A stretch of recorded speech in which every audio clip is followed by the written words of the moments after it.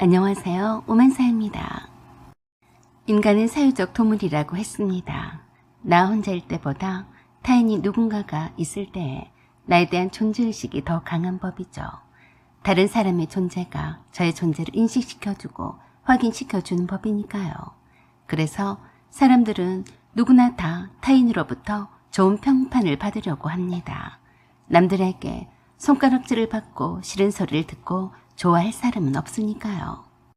시어머니와 며느리 사이도 그런 것 같습니다.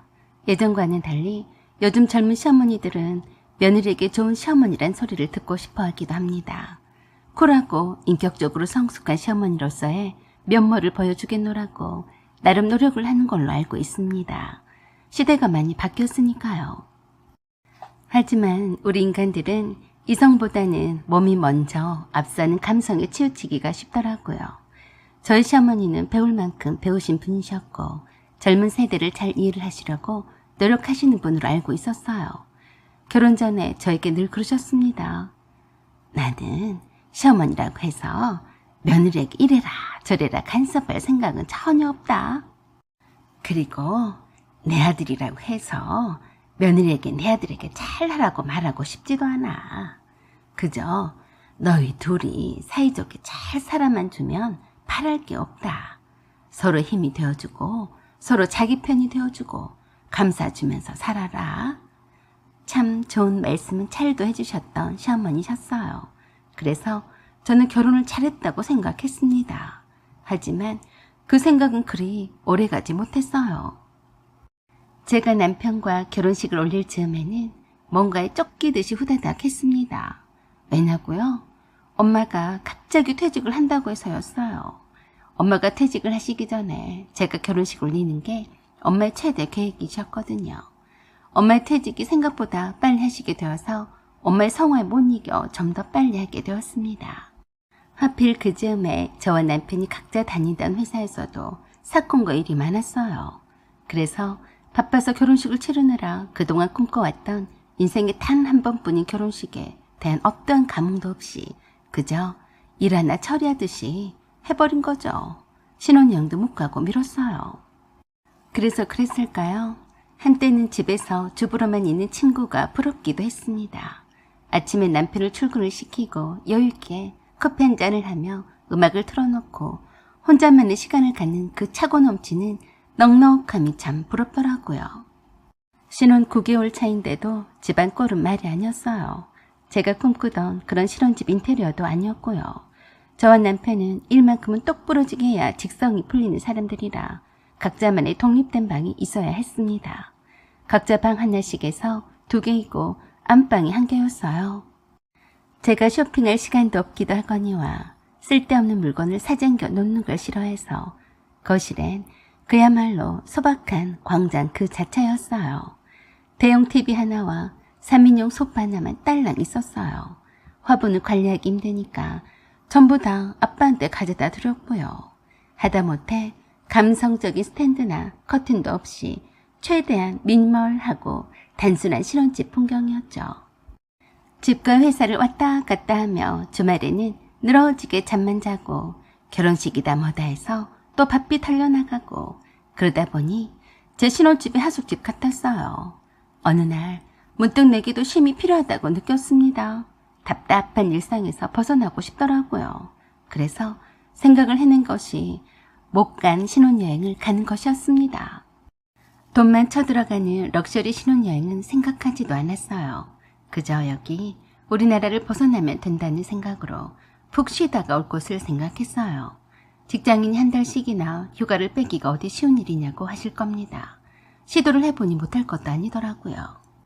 태국은 물가도 저렴하고 월 100만 원이면 수영장에 딸린 시설이 아주 좋은 아파트형 콘도도 있었으니 남편과 제가 무리하게 일정을 조정해서 다녀왔어요. 저와 남편은 태국이 첫 여행이었지만 미리 다녀온 지인 몇 명이 추천도 해주었고 거기서 살고 있는 사람들을 소개도 해주었습니다.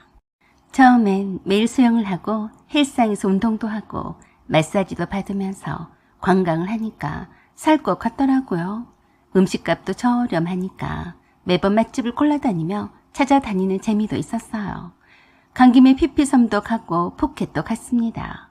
그렇게 한 2주를 보내니까 슬슬 한국이 그리워지기 시작했는데 그때 시어머니께 안부 인사를 드렸더니 그러셨어요.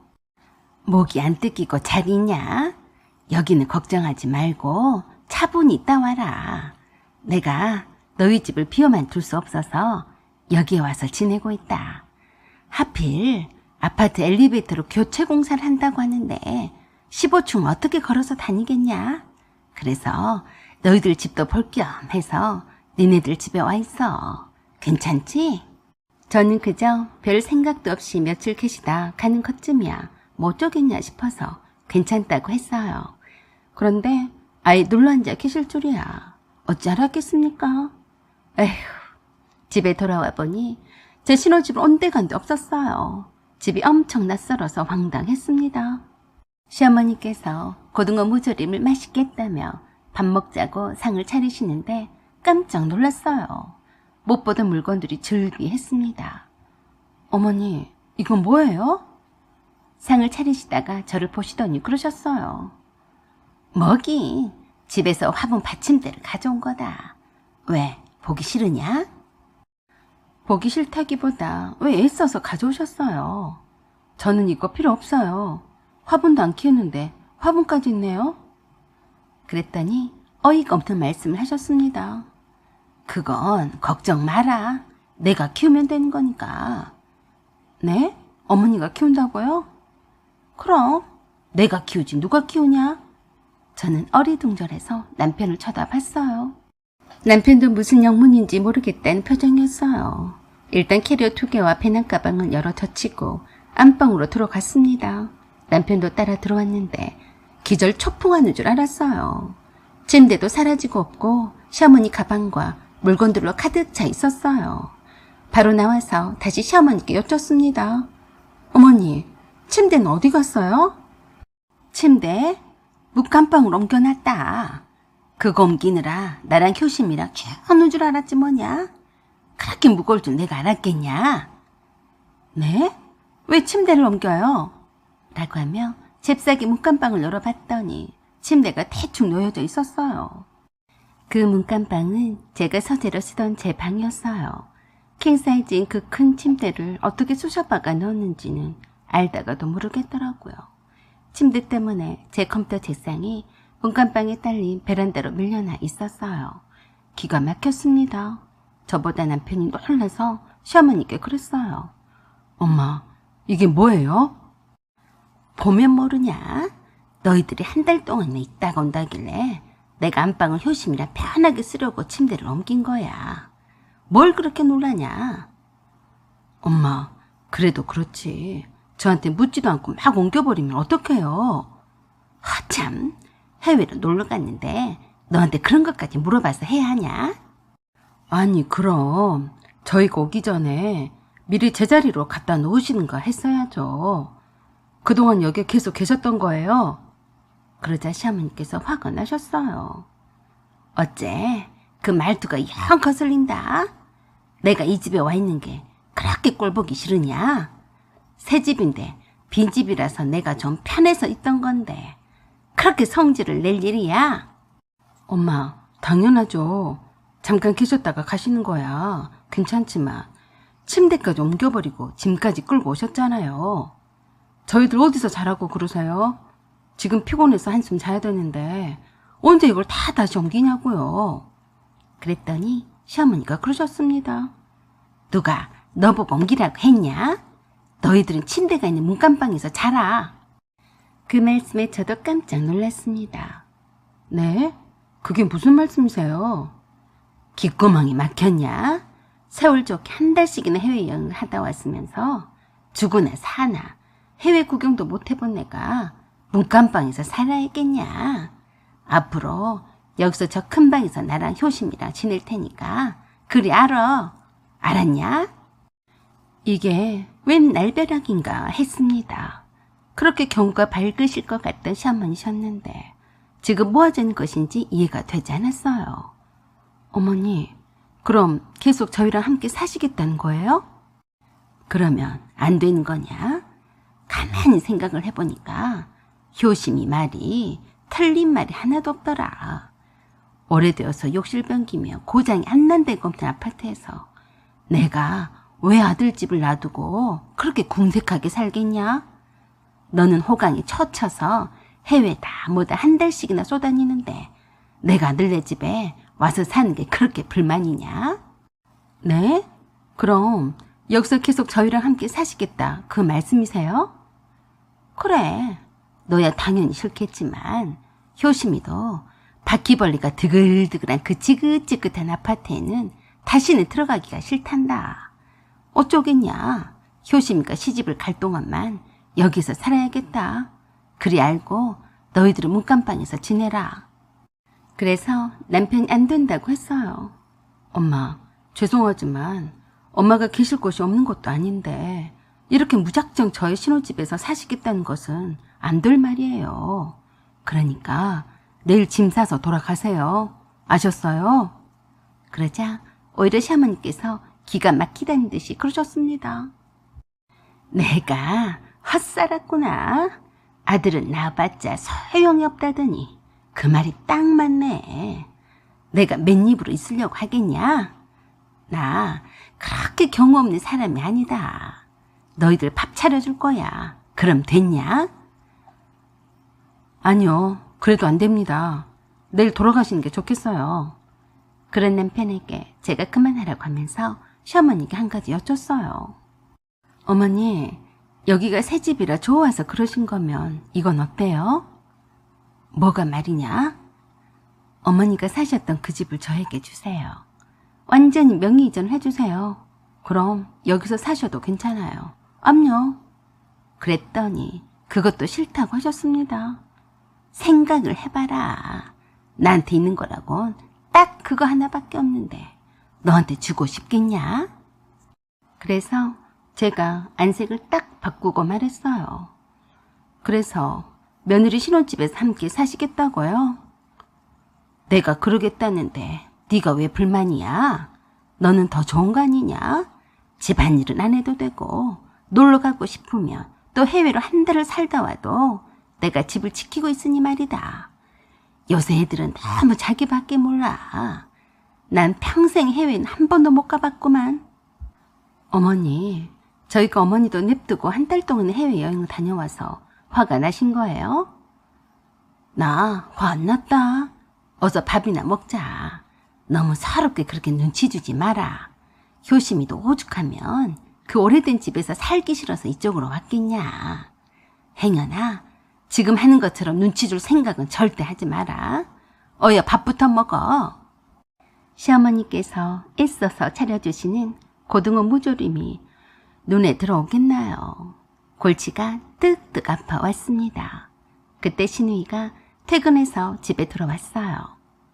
어머, 왔네. 때깔이 좋은 것 보니까 좋았나 보네. 내 선물은 사왔어? 그래서 제가 신우의 손목을 붙잡고 안방으로 데리고 갔습니다. 왜 그래 언니? 그런 저를 보던 시어머니가 뒤따라와서 그러셨어요. 너는 퇴근한 애를 붙잡고 왜 그러냐? 일단 씻고 밥부터 먹자니까. 또 그 소리였어요. 밥 못 먹고 죽은 귀신이라도 붙었나. 밥. 그래서 저도 모르게 소리를 빽 질렀습니다. 어머니나 실컷 밥 드세요. 제가 지금 밥 먹게 생겼어요. 그랬더니 시어머니나 신우이가 저를 향해서 건방지다며 난리 부르스를 쳤습니다. 언니, 엄마한테 무슨 짓이야? 네가 지금 실성을 했냐? 감히 나한테 큰 소리를 쳐? 시어머니 그 말에 남편이 안방에 들어와서 시어머니를 억지로 데리고 나갔어요. 남편도 제가 한번 꼬라지를 부리면 가치 없다는 것을 알았기에 더 큰 불상사를 막기 위해서 시어머니를 모시고 나간 것이었어요. 신우는 내게 눈을 크게 튀겨뜨고 대들듯이 그랬는데 제가 조용히 물어봤어요. 너, 네가 그랬지? 너? 뭘 그랬다는 거야? 어머니가 갑자기 왜 저러셔? 네가 어머니 꼬드긴 거 딱 봐도 알아. 이실직고해. 그랬어, 안 그랬어? 갑자기 차갑게 박힌 얼굴에 목소리까지 깔아가며 말하는 내가 무서웠는지 살짝 떠는 것 같았습니다. 그래도 그런 적 없다며 펄쩍 뛰더라고요. 그런 신우에게 조용히 말했어요. 내가 좋게 말할 때 내 집에서 나갈래. 나한테 다 까이고 나갈래. 뭐? 지금 무슨 소리를 하는 거야? 엄마랑 여기서 살기로 했단 말이야. 언니가 아무리 그렇게 싫다고 하면 뭐 어쩔 건데 그래? 그래서 조용히 일어나서 안방문을 안에서 잠궜어요. 그리고 조금 몸을 푼 다음에 신우를 향해서 사정없이 날렸습니다. 내가 너보다 5살이나 많이 먹었는데 어따 대고 반말 찌꺼리야? 내 동생도 나한테 반말을 못하는데 위아래가 뭔지 알려줄까? 달겨드는 신우의 멱살을 잡고 신나게 엎어치기 배치기 맘껏 해버렸어요. 시어머니를 철없게 만든 주범이 신우였으니 저에게 당하고도 남을만 했으니까요. 나중내란 소리가 나오기가 바쁘게 한참 동안을 들어서 내리 꽂기를 했더니 시어머니가 안방문을 열라고 난리셨어요. 그런 시어머니를 남편이 말렸습니다. 엄마, 냅두세요. 금방 끝날 거예요. 설마 죽이진 않을 테니까 걱정 마세요. 겉보기엔 제가 무지막지하게 신우에게 행사를 한 것 같지만 솔직히 그런 것은 아니에요. 신우가 버릇없이 먼저 달려들길래 그때를 노려서 버릇 한번 제대로 고쳐준 것뿐이었어요.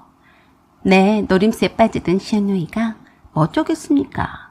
신나게 저에게 혼쭐이 나봐야 순한 사람도 무섭다는 것을 아는 거죠.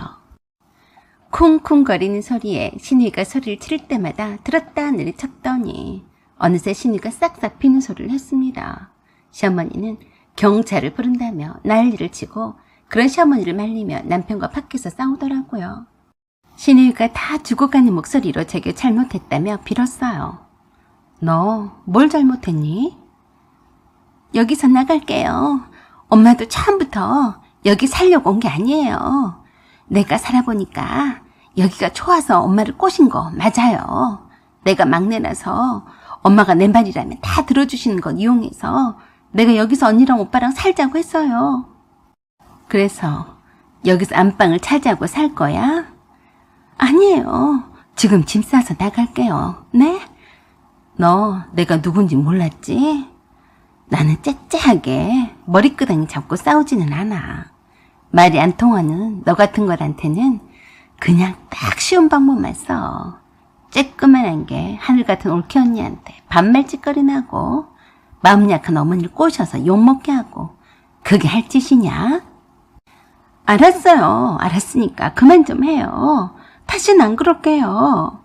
라고 하며 제 앞에서 싹싹 빌어도 쉽게 봐주면 또 얼굴 쳐들고 달려들 애라서 확실하게 손 좀 봐주려고 닥달을 했습니다. 나는 물렁물렁한 네 오빠랑은 차원이 달라. 길 가다가도 행동 조심해야 할 거야. 내가 깔아놓은 애들이 엄청 많거든. 너 같은 거 손보는 거 1도 아니야. 알았어? 겁 좀 주려고 사기를 조금 친 건데 그대로 믿더라고요. 얼굴에 회색빛이 돌길래 저도 겁이 나서 그랬어요. 너무 떨지는 마. 네가 착하게만 살면 내가 왜 너를 건들겠냐? 지금부터 네가 해야 할 것이 뭔지 알지? 빨리 내 방을 원상복구를 하고 어머니를 모시고 네 집으로 가. 거기 가서도 말이 나오면 내 손에 쥐도새도 없이 죽는 줄 알아. 알았다며 고개를 끄덕거리더니 불이 나게 안방에 있는 시어머니와 신우의 짐부터 미친대기처럼 싸기 시작했어요. 그리고 안방에서 눈물 콧물이 범벅이 된 얼굴로 시어머니를 보더니 남편의 서재방으로 시어머니를 데리고 가서 어떻게 말을 했는지 시어머니와 나란히 나오더니 안방에 있는 짐들을 꾸리기 시작했습니다. 저는 그제서야 식탁에 차려놓은 고등어 무조림이 눈에 보였어요. 허겁지겁 먹었습니다. 참 맛있더라고요. 남편도 제 옆에 앉더니 물었어요. 너 효심이 어디 다치게 한 건 아니겠지? 아무리 그래도 내 동생이다. 너 다시는 그렇게 살벌하게 하지 마. 걱정 마. 복이 없는 다리가 완전히 겁쟁이더라.